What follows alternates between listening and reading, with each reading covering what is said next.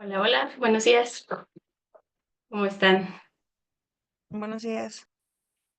A ver, denme un segundo porque creo que mi compu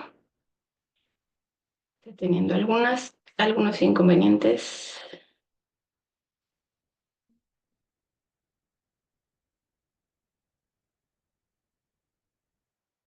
¿Me escuchan bien?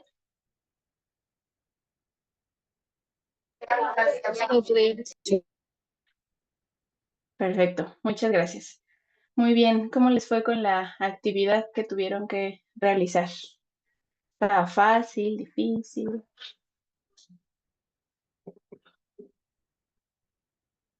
Todo fácil, ¿no?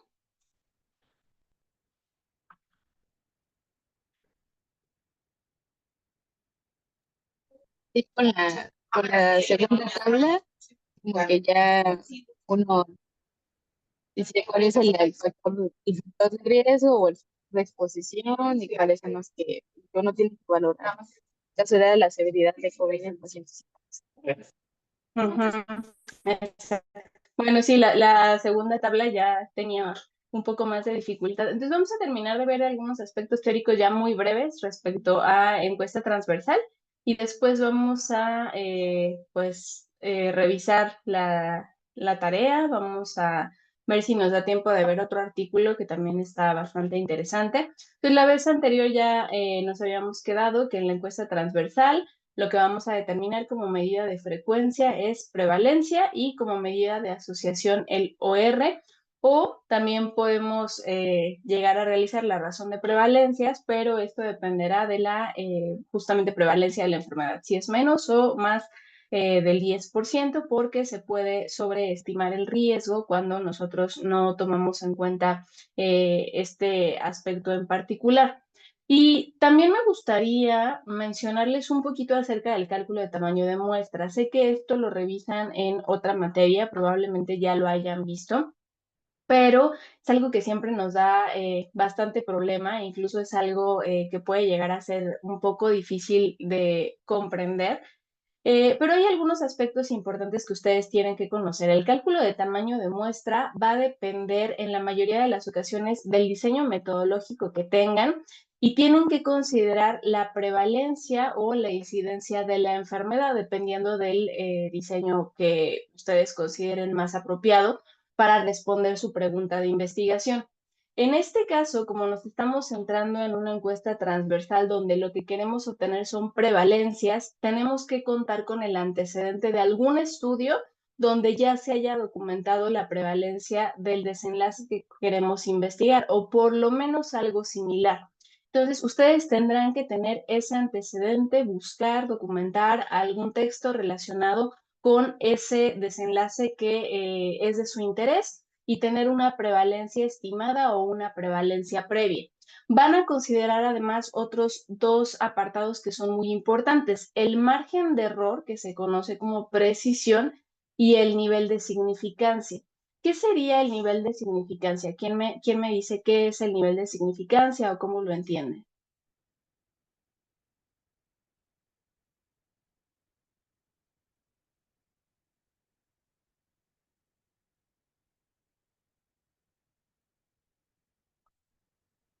Lo que ustedes crean, no necesito la definición exacta, pero ¿qué es el nivel de significancia? Porque siempre decimos, ¿no? Que es estadísticamente significativo, su nivel de significancia es del 95%. ¿A qué hace referencia este nivel de significancia?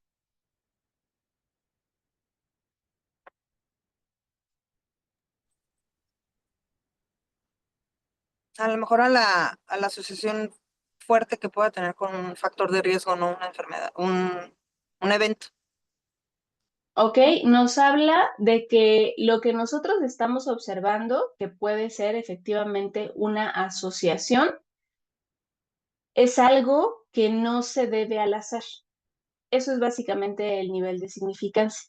Determinar que algo ocurre por una asociación verdadera y no simplemente por el azar. Y hay otro dato que también es importante que tengan en mente, que es el poder estadístico, que es básicamente poder encontrar la verdad cuando hay una diferencia eh, plausible, ¿no? Entonces, en el caso de los estudios que tienen que ver con un diseño transversal, particularmente en la encuesta transversal, vamos a utilizar tres parámetros únicamente: la prevalencia previa que ya hayamos documentado, el margen de error o precisión, que habitualmente estamos considerando que un 5% de error es aceptable, el nivel de significancia, que complementado con el margen de error, pues es casi siempre del 95%, y aquí no vamos a considerar el poder estadístico. El poder estadístico lo utilizamos en estudios analíticos, particularmente cuando vamos a comparar dos medias o dos proporciones. Son casi siempre los estudios de cohorte que nosotros pues podemos plantear, o incluso en los ensayos clínicos también tendremos que considerar dos prevalencias o dos incidencias, de acuerdo a si es un estudio longitudinal el que queremos llevar a cabo. Entonces, ya con estos tres parámetros existen, por supuesto, algunas tablas que nos ayudan a complementar la información. Por ejemplo, si vamos a realizar un estudio analítico comparativo donde tengamos que integrar dos grupos, consideraremos el poder estadístico. Si solamente vamos a utilizar esta fórmula que se llama para una proporción de estudios transversales, lo que vamos a utilizar es el valor de Z crítico, que es prácticamente el nivel de significancia. Y, por ejemplo, para un nivel de significancia del 95%, el valor de Z establecido es de 1.960. Entonces, este será el valor que tendremos que sustituir en la fórmula que vamos a utilizar, que es habitualmente esta que está aquí abajo, una fórmula para calcular el tamaño de muestra para una proporción, donde nos piden el nivel de significancia, la prevalencia del desenlace que estamos investigando y el margen de error que consideramos podemos permitirnos. Entonces, habitualmente aquí vamos a poner 1.96, la prevalencia que tendremos que sustituir, y 0.05 al cuadrado es este valor equivalente en la fórmula que tienen aquí abajo. Les dejo de todos modos la fórmula para la determinación de una media y también para diferencia de proporciones cuando quieren investigar más de un grupo y cuando quieren realizar un análisis comparativo, evidentemente. Hay algunas calculadoras que pueden emplear para tener pues también mayor control acerca de los registros, cómo hacer estos cálculos de tamaño de muestra. Una es la de OpenEpi, esta de RiskCalc también es otra bastante adecuada, entonces las pueden emplear e incluso en sus proyectos pues pueden complementar la información de esta manera. Y también me gustaría hablar un poquitito acerca de muestreo. Digo, esto es algo que también seguramente van a revisar más adelante, pero que puede llegar a ser un poco de ruido, sobre todo en la encuesta transversal. Entonces, en la encuesta transversal, la realidad es que ustedes sí tienen que hacer cálculo de tamaño de muestra e idealmente también tienen que realizar un muestreo probabilístico. Hay dos tipos de muestreo probabilístico y muestreo no probabilístico. ¿Cuál es la diferencia entre uno y otro de estos subgrupos?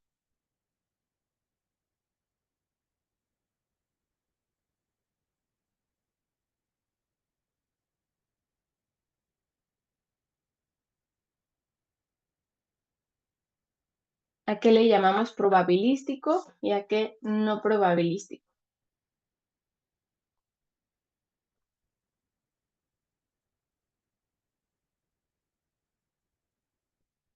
Porque siempre ponen, ¿no? Incluso en su proyecto seguramente ya llegaron a este apartado y ya pusieron: se realizará un muestreo probabilístico o un muestreo no probabilístico por conveniencia, que es como habitualmente lo describen. Pero ¿cuál es la diferencia? ¿Qué significa probabilístico?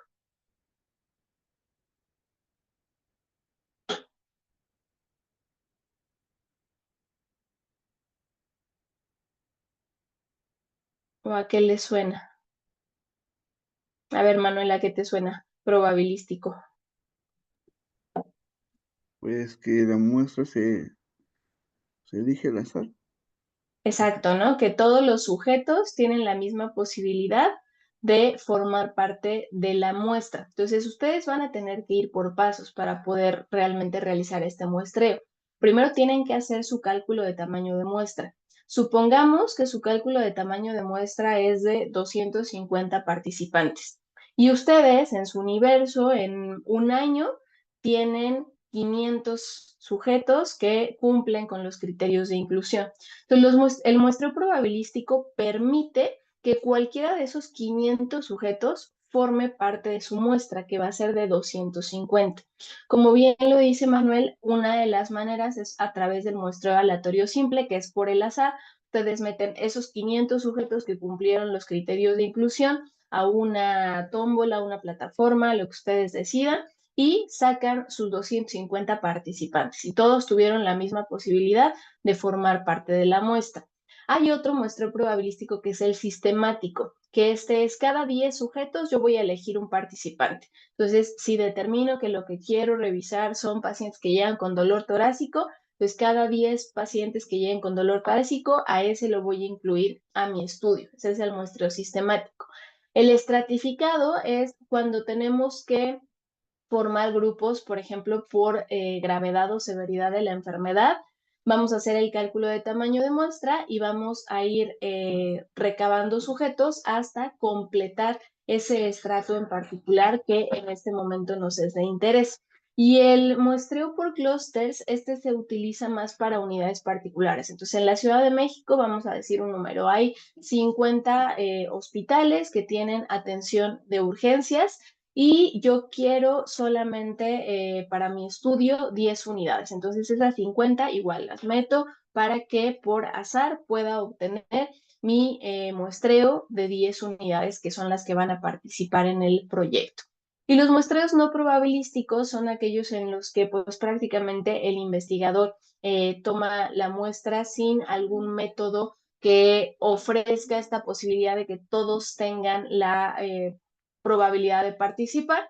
Muestreo por conveniencia, que es en un año yo incluyo a todos los sujetos que lleguen, pero eso a veces no es tan conveniente porque puede ser que en este año me lleguen 10 pacientes, puede ser que lleguen 100. Eso no lo voy a poder determinar. Entonces, bueno, el muestreo por conveniencia es solamente cuando no tengo manera de completar un método probabilístico para hacer mi muestreo. Muestreo por cuotas, propositivo o en bola de nieve, pues prácticamente tienen que ver con decisiones que toma el investigador para la inclusión de los participantes en el estudio. Y también hay pues muchos sesgos, ustedes van a encontrar sesgos tanto en el estado basal, en la maniobra, el desenlace.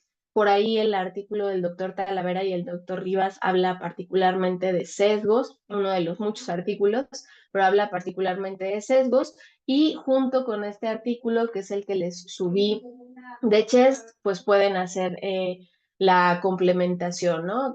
Sobre todo en el estado basal, recuerden que el ensamble inadecuado puede llegar a ser un problema importante, entonces ejecución, los sesgos de detección o de transferencia, pues también son relevantes. Y dentro de la encuesta transversal, los más importantes posiblemente tengan que ver con el estado basal y también con la retribución que tenemos de las encuestas que generalmente se realizan. Entonces hay que tener cuidado con esos sesgos en específico.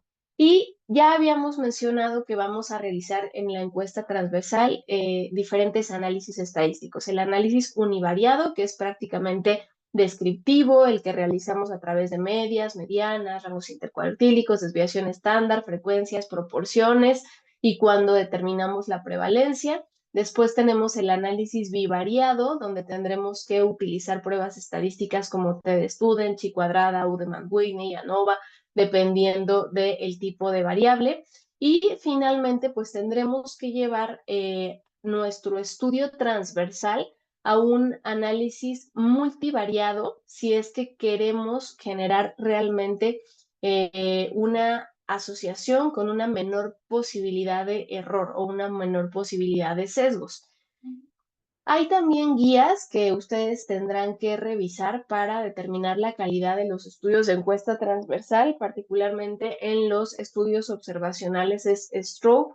Ya habíamos hablado de START, hablaremos de Consort más adelante, pero para estudios observacionales, Strobe es el formato que tienen que revisar y que la mayoría de las revistas consideran para pues asegurarse de que la calidad metodológica y todos los apartados estén completos. Y bueno, pues en resumen, para la encuesta transversal, recuerden, no hay un componente longitudinal.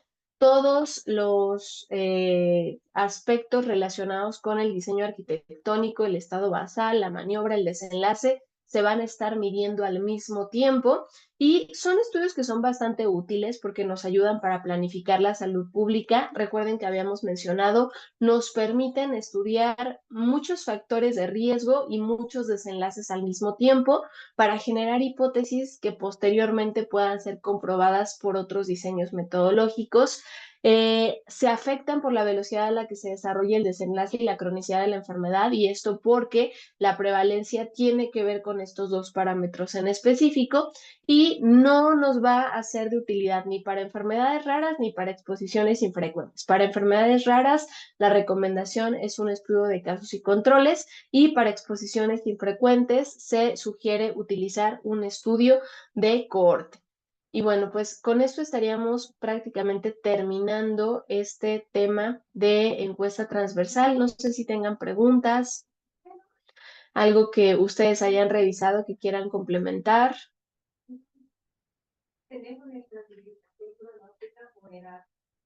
Nada, todo quedó súper claro.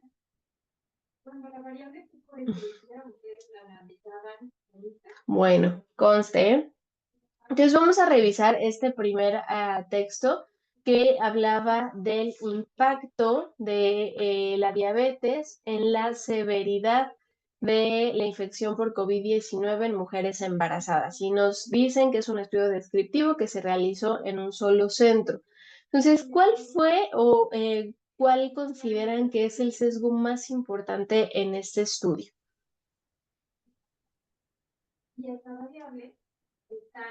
¿O qué les preocupó al momento de revisarlo? ¿Pudieron llegar a una conclusión certera? ¿Qué les llamó la atención? A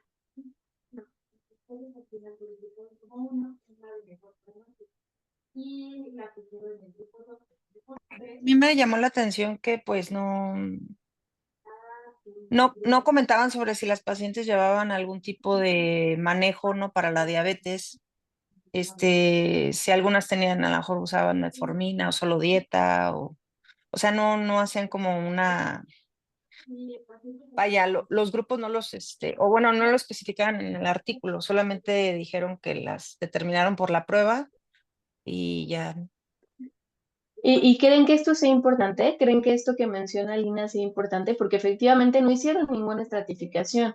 No nos dijeron si eran diabéticas, controladas, descontroladas, si tenían tratamientos, si llevaban insulina, si utilizaban algún otro fármaco antidiabético. Entonces, ¿cómo puede realmente afectar el desenlace, que es un desenlace importante, la severidad de la infección por COVID-19?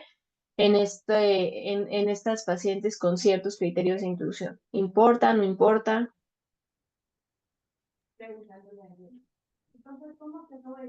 Sí, pues eso es muy importante para el comportamiento pues de la enfermedad, ¿no? Obviamente si están controladas, pues van a tener un mejor pues estado anímico, van a poder tener mejor respuesta a alguna enfermedad. Y pues bueno, eso no lo comentaban en el estudio, ¿no? O a lo mejor pues las que no estaban controladas, pues obviamente iban a tener mayor probabilidad de caer en un caso COVID severo. Claro, y eso no nos lo mencionan. Entonces, bueno, vamos a revisar rapidísimo estos resultados. Aquí nos hablan de que el COVID-19 es una enfermedad que se presentó por un virus que se desarrolló en la provincia de Wuhan, China. Y bueno, vamos a pasar directamente al material y métodos. Entonces, aquí señalan que efectivamente se trata de un estudio transversal, retrospectivo, de tipo encuesta transversal, en el que quieren determinar como objetivo primario la asociación de diabetes y la severidad de COVID-19 en mujeres embarazadas. Y como objetivos secundarios, ellos pues lo que quieren hacer es comparar los resultados o los desenlaces maternos y en recién nacidos entre aquellas mujeres con COVID-19 con y sin diabetes mellitus. Entonces el comité de ética pues nos dicen que lo aprobaron, que le dieron un registro y que a partir de ahí pues condujeron este estudio. Entonces, ¿quién me ayuda con el muestreo en este apartado para ver cuál fue el que ellos utilizaron de estos que revisamos con antelación? Manuel, Erika, Ángeles, ¿quién nos ayuda con este apartado?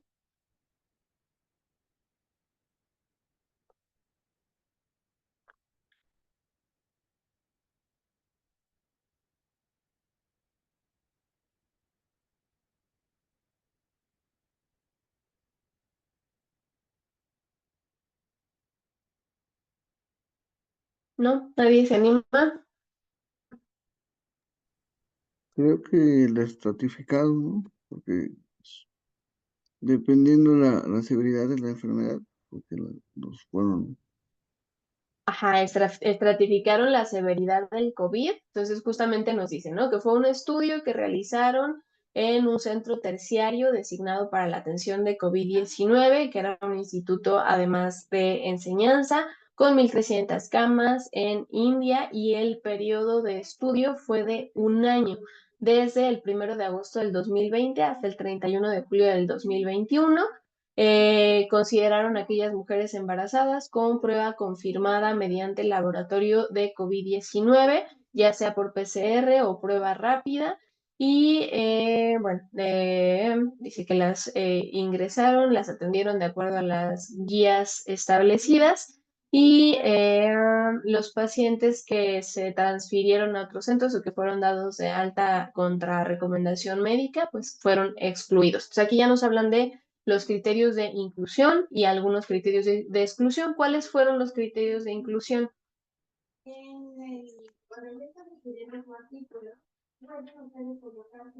Porque esto es lo que hace que sea una encuesta transversal. Ajá, sí, Manuel, adelante. Con pacientes embarazadas con COVID. Pacientes embarazadas con COVID-19 que ingresaron del 1 de agosto del 2020 hasta el 31 de julio del 2021. Se acabó su criterio de inclusión, ¿sale? Entonces, ¿qué tipo de muestreo llevaron a cabo? Primero, ¿calcularon tamaño de muestra? No No, calcularon tamaño de muestra. ¿Qué tipo de muestreo realizaron? ¿Probabilístico o no probabilístico? Primero.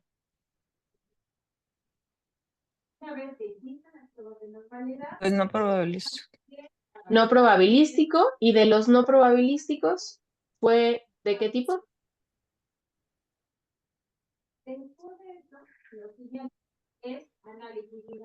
Mm, Es por conveniencia. Recuerden que cuando es de un periodo a otro específico, eso es un muestreo por conveniencia. Entonces aquí ya mm, tenemos la primera limitación, que realmente no sabemos si pues es un tamaño de muestra suficiente. Tendríamos que hacer el cálculo de tamaño de muestra para poderlo determinar. ¿Y qué es a lo que nos ayuda un cálculo de tamaño de muestra adecuado? Recuerden, a darle validez científica. Dentro de los principios éticos que nos marca Manuel Ezequiel, dentro de esos 7 principios, uno es la validez científica. Si yo no tengo un tamaño de muestra suficiente, es muy probable que los resultados que obtenga no puedan ser generalizables. Entonces aquí ya tenemos pues un punto a considerar al momento de revisar las conclusiones. Y efectivamente, como nos decía Manuel, pues hicieron algunas estratificaciones, ¿no? Nos ponen que consideraron a las mujeres con diabetes gestacional por una curva de tolerancia a la glucosa, y también a mujeres con diabetes pregestacional. Entonces ya tenemos por lo menos 2 grupos: diabetes gestacional, diabetes pregestacional. Y también nos hablan de que la infección por COVID-19 la definieron como una prueba positiva, y de ahí también la estratificaron como severa o sin datos de severidad, de acuerdo a la frecuencia respiratoria, la saturación arterial de oxígeno sobre todo, y pues que a las pacientes que tenían criterios de severidad les dieron tratamiento con oxígeno y esteroides.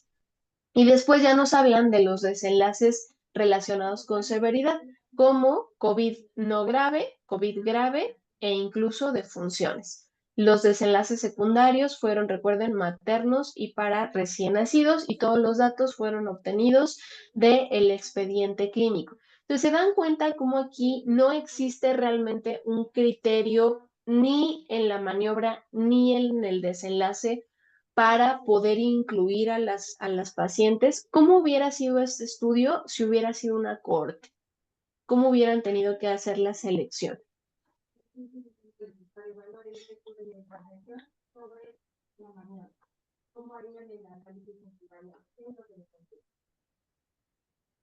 ¿Qué es lo que utilizábamos para el estudio de cohorte, para la selección de los participantes en un estudio de cohorte? ¿La maniobra o el desenlace? ¿O la exposición o el desenlace?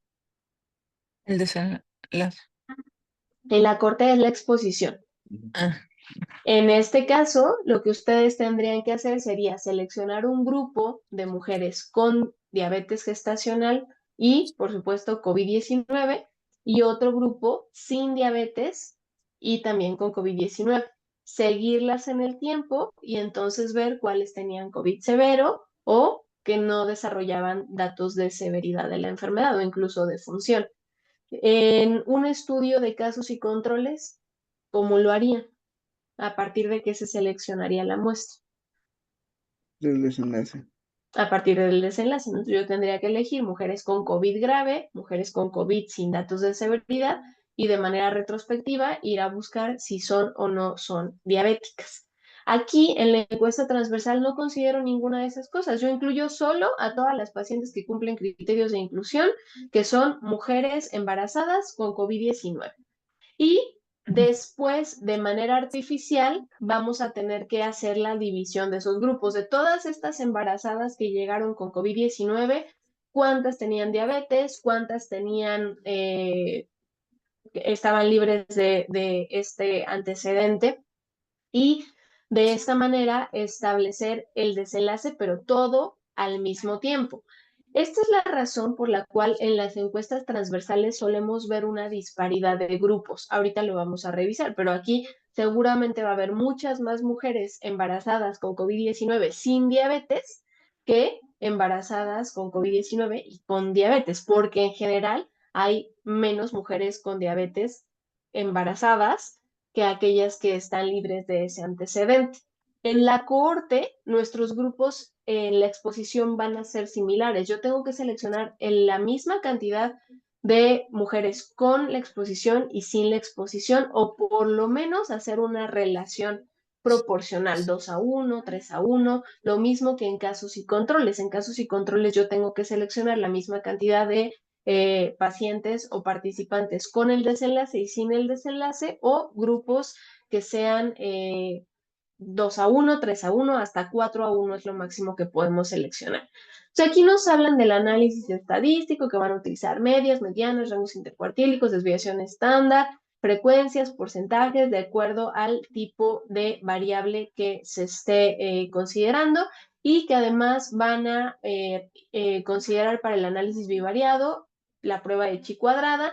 Después van a hacer una regresión logística para el ajuste de los factores que puedan tener relevancia, y en todo momento la significancia va a ser del 0.05. Entonces, ¿qué dijimos que significa este valor de P para una significancia del 95%?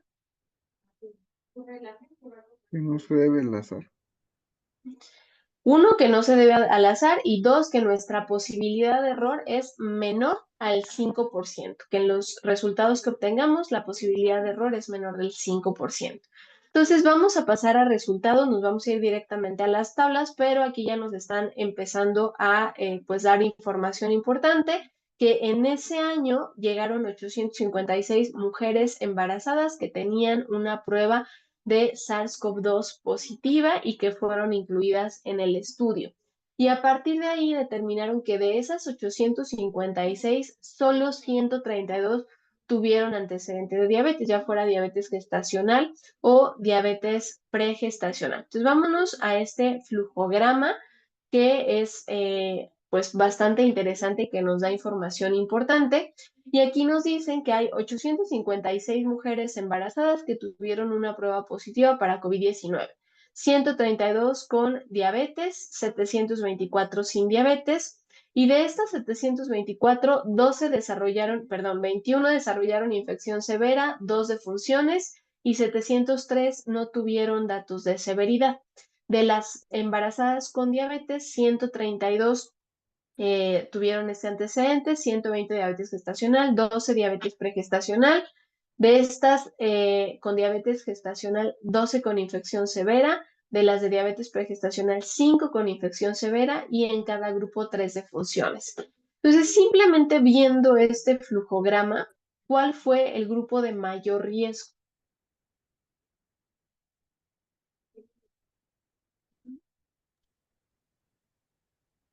Las de diabetes gestacional. Las de diabetes gestacional, Mm, las de diabetes pregestacional o las que no tenían diabetes. ¿A cuál de estos 3 grupos le fue peor? Las que no tenían diabetes, porque tuvieron más infección severa. Porque tuvieron más infección severa. Ok. Manuel, ¿tú qué opinas? Mm, Lina dice que diabetes gestacional. Erika nos dice que las que no tuvieron diabetes. ¿Tú qué opinas? Tomando en cuenta la mortalidad, las que tienen diabetes. ¿Las que tienen diabetes gestacional o pregestacional? Mm, pues es igual. Yo creo que las Igual. gestacional, ¿no? Ok, también coincides con Lina. Ángeles, a ver si anda por acá porque nos dejó acá viendo la luz.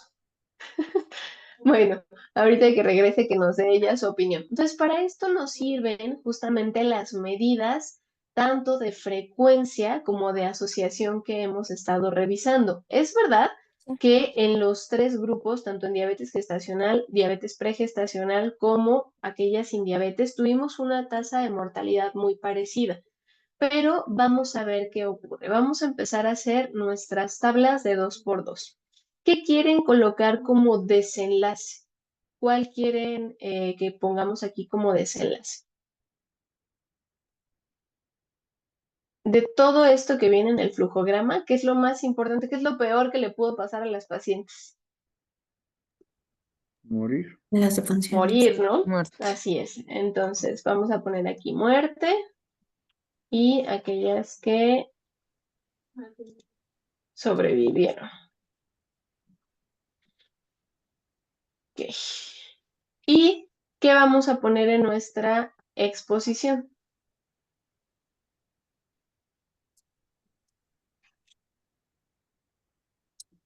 Pues diabetes. Primero vamos a poner con diabetes y luego sin diabetes. Entonces vamos a primero ver cómo les fue en general a las mujeres con diabetes. Vamos a juntar estos 2 grupos, tanto de diabetes gestacional como de diabetes pregestacional, y ver cómo les fue. Entonces, ¿cuántas mujeres con diabetes, con este antecedente, tuvieron el desenlace de muerte? Mm, Sí. 6. 6 en total. ¿Y cuántas sobrevivieron?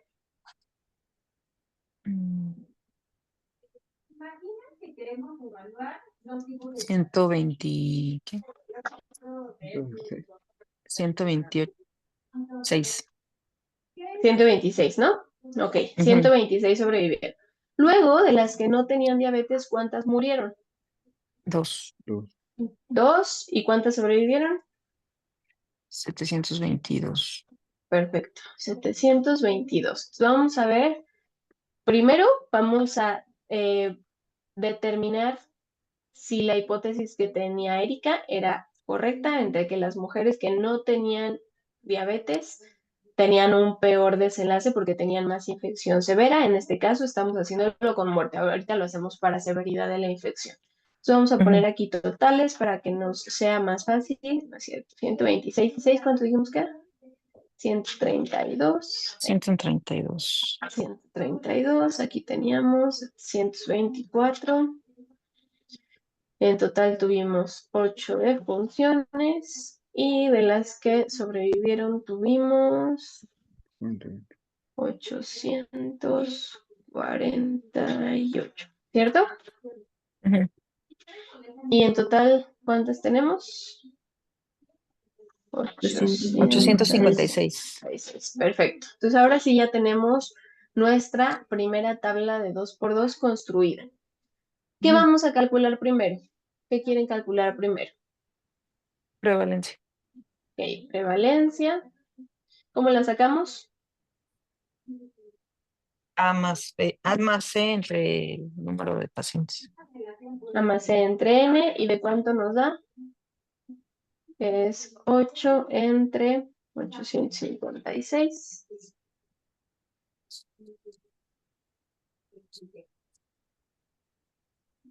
Mm.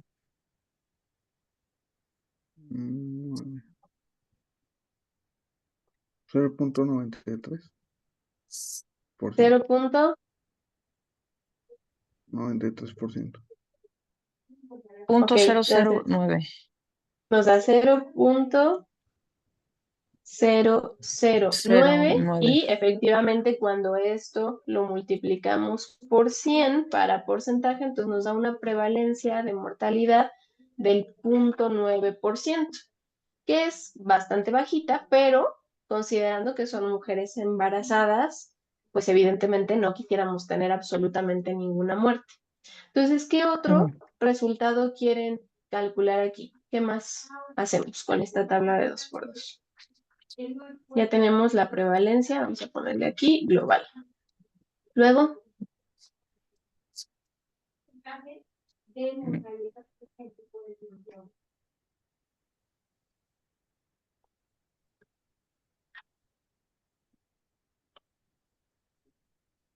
¿cómo sé Pues, a qué grupo le fue peor? Porque es entonces cierto que las prevalencia diabéticas, en las diabéticas y en las no ¿cómo, cómo? diabéticas. ¿Cuál Prevalencia, es la perfecto, en prevalencia en diabética. pacientes diabéticos? Prevalencia en diabetes. Muy bien, ¿cómo sacamos la prevalencia en diabetes? Pues, Mm, Pues A más B.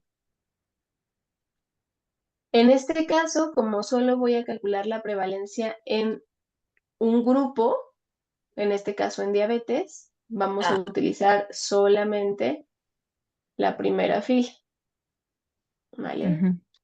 Entonces, A, A entre A que más son B. las que, exacto, entre A más B, porque son todas las mujeres que tienen el antecedente de diabetes. Entonces aquí tenemos 6 entre 132. ¿De cuánto nos da? Ujú. 0.045. 0.045, que esto multiplicado por 100 nos da 4.5. 4.5% de prevalencia en mujeres con diabetes. Y ahora vamos a sacar la prevalencia en mujeres sin diabetes. ¿Cómo la calculamos? C entre C más D. C entre C más D, perfecto, porque estas son las mujeres que no tenían el antecedente de diabetes, Ujú. lo que corresponde a 2 entre 724. ¿Cuánto nos dio? Punto 002%. 0.002, Cero o se punto hace dos. Punto 0.2. dos. 0.2. 0.2%. Perfecto. Muy bien. Entonces, de entrada, ya tenemos algunos datos que son bastante interesantes. Déjenme ver, donde se vea mejor. Creo que sí, aquí. Ok. Entonces, la prevalencia global es de 0.9. La prevalencia en las mujeres sin diabetes es más bajita que la prevalencia global y la prevalencia en mujeres con diabetes es bastante más alta que la prevalencia global. Entonces ya solo con estos datos podemos hacernos una idea de que efectivamente la diabetes aumenta el riesgo de este desenlace en particular, que es muerte. Entonces, parece ser, con las prevalencias, todavía sin hacer alguna medida de asociación, que hay un aumento en el riesgo. ¿De cuánto es ese incremento en el riesgo? Pues para eso vamos a poder calcular nuestra medida de asociación. Entonces, nuestra prevalencia global de 0.9 nos indica que voy a utilizar ¿qué medida de asociación? De Ok. momios. Razón de momios, ¿no? Ujú. Entonces, vamos a utilizar razón de momios o radio, como le quieran decir. ¿Cuál es la fórmula? Por D. Entre B. A Ah, por D, por B, por C. excelente. Entonces, aquí recuerden que lo que vamos a hacer es productos cruzados. Entonces, aquí vamos a poner A por D entre B por C. Y esto es igual a 6 por 722 entre 126 por 2.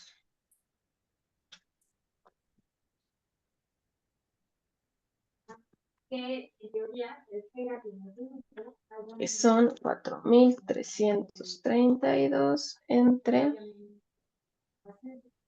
252. ¿Cuánto les dio? Ujú. Sí, 17. 17.1 de OR. Ujú. ¿Ok? Muy bien. Entonces, ahora sí, ¿cómo interpreto esto?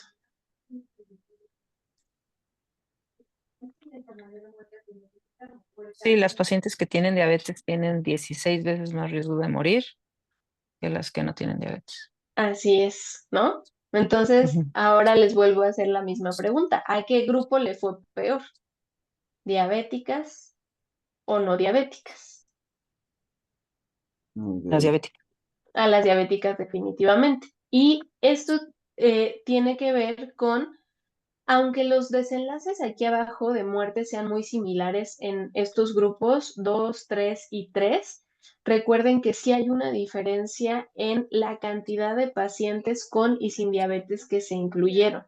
Entonces, evidentemente eso hace que al momento que nosotros calculemos la prevalencia global, la prevalencia en diabetes, prevalencia sin diabetes y el OR, pues obtengamos este resultado que es tan importante.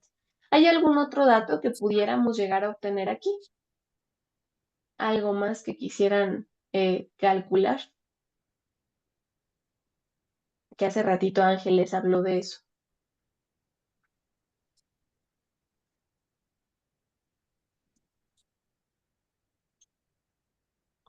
A ver si Ángeles nos dice qué fue lo que mencionó hace ratito. La asociación en pacientes con la severidad del COVID. ¿Ok?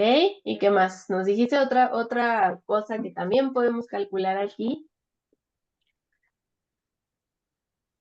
Hablaste de...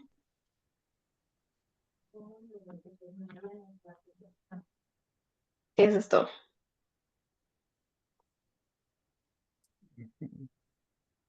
La fracción atribuible, ¿no? Es que habíamos dicho que era la fracción atribuible o cómo la calculamos.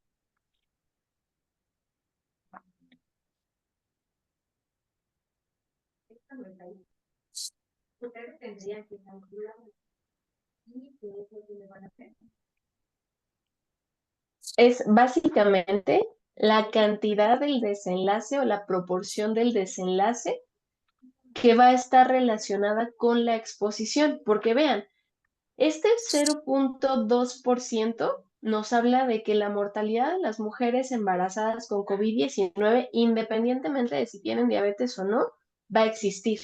Va a haber un porcentaje de mujeres que tengan un mal pronóstico. ¿Por qué? Bueno, pues a lo mejor no sabemos, respuesta inmunológica, montón de factores, ¿no? Entonces ese punto 2 va a estar ahí con, sin y a pesar de la diabetes. ¿cuánto es lo que contribuye la diabetes al aumento en la mortalidad? Pues tenemos que hacer este cálculo, que es la prevalencia en este caso en expuestos, que es la prevalencia en diabetes, menos la prevalencia en no expuestos, que es de 0.002, y esta va a ser nuestra fracción atribuible. Entonces vamos a calcular 0.045 menos 0.002 y nos da 0.043. Entonces, la fracción atribuible y lo que se debe a la presencia de diabetes para este desenlace en particular es 4.3% prácticamente. O sea, es bastante alto. ¿Ok? Muy bien. Entonces ya vimos que a las diabéticas pues les va peor que a aquellas mujeres que no tienen diabetes cuando tienen infección por COVID-19.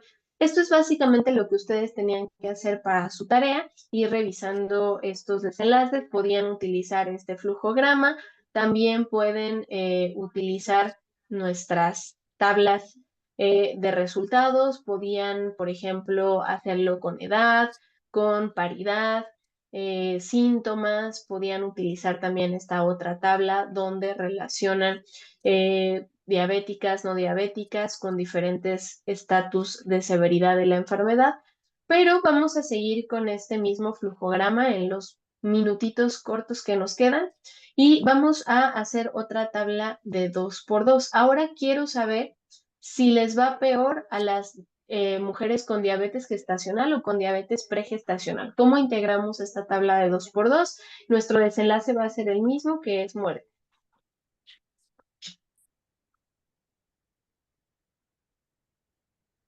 Ahí tendrías aproximadamente ¿qué ponemos como exposición? ¿Cuál creen de estos dos grupos con diabetes gestacional o con diabetes pregestacional que tengan pues el peor pronóstico? Diabetes profesional. La diabetes Pregestación. pregestacional, ¿no? Parece que la diabetes pregestacional es la que tiene el peor pronóstico de todas estas, y aquí vamos a dejar diabetes gestacional. Entonces, ¿cuántas murieron en diabetes pregestacional? 3. ¿Cuántas murieron en diabetes gestacional? 3 también. Tres. ¿Cuántas sobrevivieron de diabetes pregestacional? 9. 9. ¿Y con diabetes gestacional? 117. 117, perfecto. Entonces vamos a hacer acá las sumas, 9 más 3, que nos da 12, 117 más 3, que nos da 120. Por acá tenemos 6 defunciones en total, y de las que sobrevivieron, 126. Y tenemos aquí 132. Aquí porque nos dio una extra. A ver, 3 con 13, diabetes 12, pregestacional así, murieron. 9, 10, 11, 12. Sí, aquí son 12, ¿verdad? 12. Déjenme. Ya, listo. 2. Muy bien. Entonces ahora vamos a calcular la prevalencia global en diabetes. ¿Cómo lo sacamos? Rápido, rápido, que nos quedan 6 minutos. A más T entre el centro. A más Entre el C N. entre pero N. Entre Perfecto. N. Entonces aquí tenemos 6 entre 132. ¿Cuánto nos dio? Mm,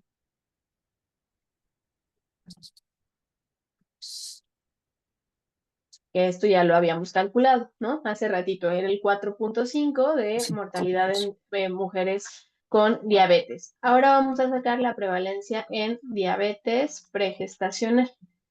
¿Cómo la calculamos?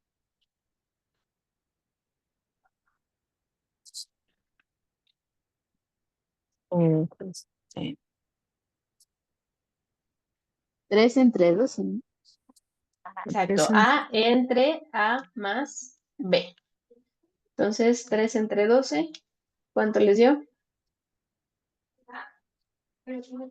Punto 25. 0.25, lo que es igual a 25%. 25%. Y ahora vamos con la prevalencia en diabetes gestacional, que es C Pues sí, más de- entre C más D. O sea, 3 entre 120. ¿Cuánto les dio? Punto 0.25.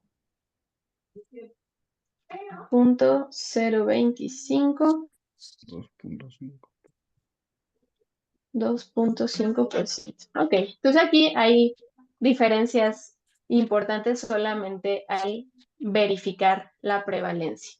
Vamos a calcular ahora nuestro OR o razón de momios.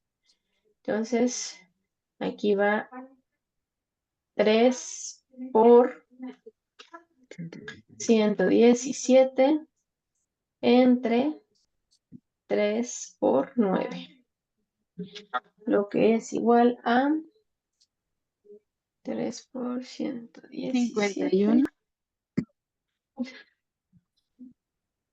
entre 27, 13. 351 entre 27. ¿Cuánto les dio? 13. 13. 13. Perfecto.